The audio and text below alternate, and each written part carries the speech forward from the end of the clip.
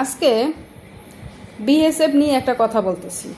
ভারতের বিএসএফদের নিয়ে ওদের এত কুরকুরেনি কেন?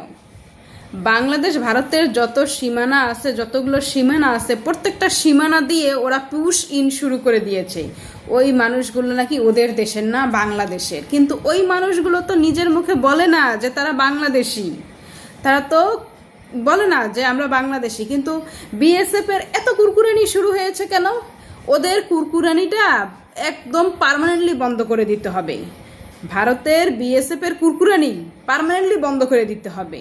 তবে হ্যাঁ, এইটুকু ভেবে শান্তি এবং নিশ্চিন্তে আসি যে আমাদের বাংলাদেশের বর্তমান বিজিবি এক একটা রয়্যাল বেঙ্গল টাইগার, মেনে নিতে হবে। অতীতে তারা কি করেছে, কি ছিল, সেটা আমরা আর বর্তমানে টেনে আনতে চাই না, বর্তমানে বলতেও চাই না। কিন্তু বর্তমানে বাংলাদেশ ভারতের সীমানায় আমাদের যতগুলো বিজিবি আছে, এক একটা রয়্যাল বেঙ্গল টাইগার। সাব্বাস, তোমরা এইভাবেই রয়্যাল বেঙ্গল টাইগার থাকবা।